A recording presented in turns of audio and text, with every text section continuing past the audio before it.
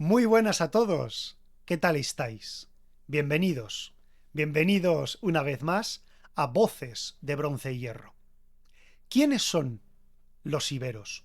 ¿Cómo podemos distinguir la cultura ibérica de las otras culturas que habitaron la península ibérica antes de la llegada de los romanos? ¿Todos son iberos o iberos son unos pocos?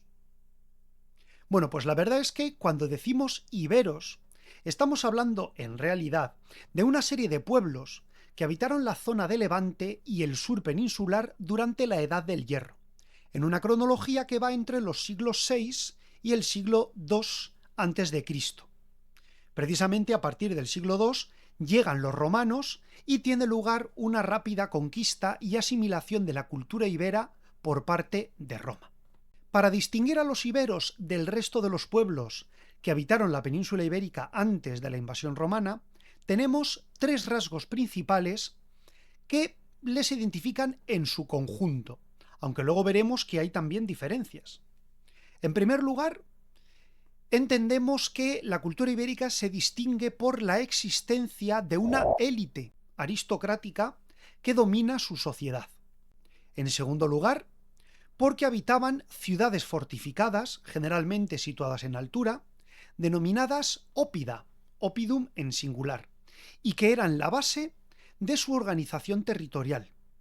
Y en tercer lugar, que todos estos pueblos hablaban una lengua aparentemente común, que denominamos ibérico. Sin embargo, dentro de esta gran homogeneidad cultural, encontramos una división en dos grandes grupos. Primero, los iberos septentrionales, situados al norte del río Ebro, todo a lo largo de su valle y también en la región que nosotros conocemos como Cataluña. Estos iberos muestran una influencia muy clara de la cultura de los campos de urnas, una cultura que durante la primera edad del Hierro llegó a la península ibérica desde Centro Europa y que en términos generales podemos identificar con la cultura de los celtas, con la cultura céltica. Por otro lado, tenemos los iberos meridionales, que se distribuyen entre las zonas costeras de Valencia y de Murcia, que se adentran en el interior de la meseta sur por el valle alto del Guadiana y el valle alto del río Guadalquivir, incluyendo la zona que actualmente conocemos como Granada. Estos iberos se ven influenciados por la cultura tartésica, que se desarrolló por toda Andalucía y que llegó a su fin para dar paso a la cultura ibérica como nosotros la conocemos. En un tercer nivel encontramos que todos estos pueblos iberos, meridionales y septentrionales, tienen en realidad una serie de características particulares que ayudan a distinguirlos como grupos diferentes que tienen una personalidad propia. Los iberos nunca se sintieron un pueblo unificado. Los iberos nunca dieron muestra de entender que ellos eran un elemento común que se enfrentaba a enemigos exteriores. Cuando tuvo lugar primero la conquista cartaginesa y luego la invasión romana, podemos afirmar que los iberos nunca actuaron en la guerra como un único pueblo, sino que fueron grupos con un alto nivel de independencia que eligieron posicionarse a favor o en contra de estas fuerzas invasoras y que actuaron de manera muy individualista, de forma que podríamos pensar que esta individualidad les llevó a perder frente a los invasores, pero lo cierto es que su propia individualidad lo que hizo fue que en muchas ocasiones tomaran partido por los invasores y se acabaran alineando primero con el bando cartaginés y luego con el bando romano, plenamente conscientes de la opción política que estaban tomando. Posiblemente el rasgo que más nos ayuda a reconocer la cultura ibérica es su lengua. A propósito de esto, me ha ocurrido en varias ocasiones que alguien en las redes sociales me ha corregido cuando yo pronunciaba íbero, porque también se puede decir ibero. ¿Cuál de las dos pronunciaciones es correcta? ¿Íbero o ibero? Bueno, pues la verdad es que ambas lo son. Resulta que el término original procede del griego, y en el griego el acento está en la i, íberos. Pero por otro lado, los romanos adoptaron la misma palabra griega, pero en latín la E tiene una pronunciación larga, y al estar situada en la segunda sílaba iberos, los romanos acentuaban este sonido, iberos, por lo que, según si lo pronunciamos en griego o lo pronunciamos en latín, ambas son posibles, iberos o iberos. Yo las utilizo indistintamente. Como decía, el idioma ibero es el que mejor nos permite reconocer la extensión y el límite territorial de la cultura ibera. Podemos reconocer la lengua ibera a través de numerosas inscripciones recuperadas principalmente, ya sea en cerámica o escritas en soportes metálicos, como placas de bronce o mayoritariamente de plomo. Los iberos utilizaron esta escritura con dos signarios diferentes. Ambos signarios estaban basados en el alfabeto fenicio, pero utilizaron las letras fenicias o signos propios para representar sonidos propios del idioma ibero. Se trataba de un signario de tipo silábico, es decir, en el que cada signo representaba una sílaba de consonante más vocal. También había signos para representar las 5 vocales y algunos sonidos solamente consonánticos. Con todo este repertorio, reconocemos dos signarios. El signario levantino o nororiental, que es el más conocido, y también el que tiene más inscripciones, más de 2000. También es el más antiguo, ya que data del siglo V a.C., y dejó de utilizarse ya en época romana, en el siglo I a.C. Por su parte, el signario meridional, también conocido como sudoriental, no es un modelo totalmente descifrado, y es mucho peor conocido que el signario levantino, ya que apenas hay unas 70 inscripciones de este signario meridional. La escritura fue utilizada después, entre los siglos IV y I a.C., y es posible que no se utilizara solo para el ibérico, ya que algunas de las inscripciones se han encontrado cerca del área turdetana, un pueblo que, según a quien leas, puede ser considerado como sucesor de los tartesios o también como el pueblo ibero más al oeste del Valle del Guadalquivir. No existe una relación clara entre el alfabeto levantino y el alfabeto meridional. Esta duda surge porque, aunque son evidentemente similares, también muestran algunas diferencias muy significativas que indican que cada uno tuvo una existencia autónoma del otro. Podríamos pensar que el alfabeto levantino, al ser más antiguo, dio lugar al alfabeto meridional, pero esto no es así. Un dato que tampoco ayuda en este debate es que los iberos que utilizaron el alfabeto levantino son precisamente los iberos que poseen una cultura fenicia más difusa, aquellos que se mezclaron más con los celtas indoeuropeos del norte, y sin embargo son los que más uso hicieron de este alfabeto creado por los fenicios. La teoría del vasco-iberismo ha querido explicar que durante mucho tiempo hubo una conexión entre el ibérico y el euskera, teorizando con que los primeros pobladores de la península ibérica habrían sido antepasados del pueblo vasco. La teoría fue mantenida en el siglo XIX por algunos eruditos lingüistas alemanes, y como venía de Alemania, esto le concedió un aura de prestigio en su época que mantuvo viva la teoría durante bastante tiempo. Sin embargo, el signario levantino fue descifrado por el erudito español Manuel Gómez Moreno a mediados del siglo XX. Con su desciframiento se demostró que era imposible traducir las inscripciones ibéricas con ayuda del euskera, por lo que esa teoría quedó bastante desacreditada.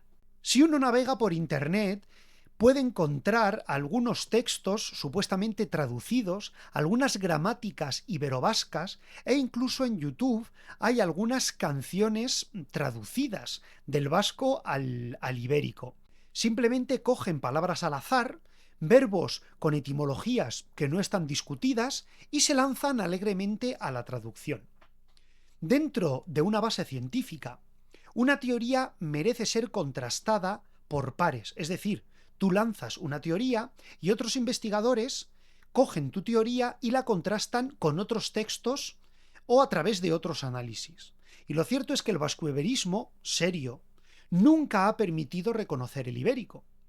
Si de verdad el euskera permitiera traducir el ibérico, todos los lingüistas nacionales e internacionales se habrían lanzado a su traducción, porque conocemos muchísimo de la cultura ibérica, y lo único que nos lastra en nuestro conocimiento del ibérico es el idioma.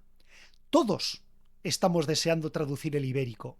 Así que si de verdad decimos que el antiguo euskera, que el vascónico no sirve para traducir el ibérico, no es una conspiración ni un intento de estudiar, sino que es que de verdad se ha intentado, pero no se ha conseguido. Aún así, en la actualidad hay una puerta abierta para reinterpretar esta teoría desde un parámetro diferente. Desde hace poco tiempo se ha demostrado que hay una conexión entre los numerales euskeras y los numerales ibéricos. Dado que está descartada la posibilidad de poder traducir el ibérico a través del euskera, ahora los esfuerzos de los lingüistas están puestos en entender cuál sería la evolución de ambas lenguas y la relación que guardan entre sí. Se barajan dos grandes teorías. Una de ellas piensa que el ibérico y el vascónico pudieron convivir, llevándose a cabo el préstamo de términos, nombres y números. El ibérico acabaría extinto con la invasión romana, pero el vascónico continuaría evolucionando hasta dar lugar al euskera actual. Otra teoría defiende la posibilidad de que ambas lenguas sean supervivientes de un lenguaje pretérito que ya no podemos encontrar, un vestigio de un tronco lingüístico que se hablaba en la península ibérica en tiempos prehistóricos. Conocemos la distribución de los distintos pueblos iberos gracias a la descripción de varios autores clásicos, entre los que destaca la pormenorizada descripción que hace el autor griego Ptolomeo. Entre las tribus iberas septentrionales, como pueblos importantes encontramos en la costa, desde los Pirineos hacia el Ebro, a los indiguetes, layetanos, cosetanos e ilercabones. Más al interior encontramos a los ausetanos, lacetanos e ilerguetes. Estos pueblos tuvieron un estrecho contacto con las colonias griegas de Rosas y Ampurias, desarrollando un importante comercio de importación de cerámica y de exportación de cereales. Los iberos septentrionales destacan por sus poblaciones de hábitat disperso, con poblados fortificados muy compactos, con casas adosadas y apiñadas formando calles estrechas. Un buen ejemplo de este tipo de yacimientos es el Molí de Espigol, de los Ilerguetes. Pero entre todos los yacimientos destaca la ciudad de Ullastret, capital del territorio indiguete, una gran población dividida en dos núcleos separados rodeados de marismas. Una ciudad que tal vez fue llamada Indica en lengua ibera. Entre las tribus iberas meridionales, desde el Ebro hasta la región del Mar Menor, encontramos a los edetanos y los contestanos. Tierra adentro, en la meseta sur, están los oretanos, distribuidos entre la meseta sur y el Alto Guadalquivir, con Sierra Morena en medio. Los bastetanos se encuentran en el interior de los macizos béticos, y los túrdulos en el valle medio del Guadalquivir, vecinos de los turdetanos. Toda esta región meridional es conocida por sus necrópolis monumentales y sus grandes ópida. Entre todos, la región de Edetania, con su capital en Edeta, actualmente el yacimiento arqueológico del Tosal de San Miquel de Liria, ha sido muy bien estudiada para conocer la forma en que se desarrolló un estado ibero en época plena y final. Por el ejemplo de Edeta, pensamos que estos ópida ejercían el control de su territorio a través de fortificaciones o ópida menores que estaban al alcance de la vista y también construían torres de vigilancia en las zonas de frontera que tenían más riesgo de un ataque enemigo. En torno a estos ópida se situaban asentamientos menores en llano, incluyendo aldeas y granjas, que dependían de las ciudades en altura y se encontraban siempre dentro de su radio de visión, con una clara intención defensiva. En toda la zona meridional, atravesando la región de Contestania y Oretania, existió la llamada Vía Heraclea, una ruta comercial que comunicaba los puertos del entorno de Elche, la Iliqui ibérica, con el interior de la región de Oretania en la meseta sur, para luego cruzar Sierra Morena y alcanzar el valle del Guadalquivir. Esta ruta, en época romana, sería llamada la Vía Augusta y acabaría conectando Cartago Nova con la región de la Galia. En época ibérica, llevaba de Murcia al valle del Guadalquivir, y era una ruta con una gran importancia que enriqueció enormemente tanto a las poblaciones del interior como de la costa. Los aristócratas de estos ópida se hicieron enterrar en grandes necrópolis con un doble objetivo. Por un lado, querían que sus tumbas monumentales sirvieran de hito visual y de referencia en el territorio. Y por otro lado, pretendían, al declarar que sus antepasados habían sido enterrados allí, que todas las tierras del entorno eran de su posesión, una manera de garantizar el control y los beneficios obtenidos por el comercio. ¿Qué me dices de estos pueblos iberos? ¿Habías oído hablar de todos ellos? ¿Hay algún yacimiento ibérico importante cerca de tu localidad? Al final del vídeo puedes encontrar alguna bibliografía elegida para que puedas profundizar en estos elementos de los que hemos hablado. Y si conoces algún yacimiento y quieres comentarme qué te ha parecido, puedes dejar tu opinión en los comentarios.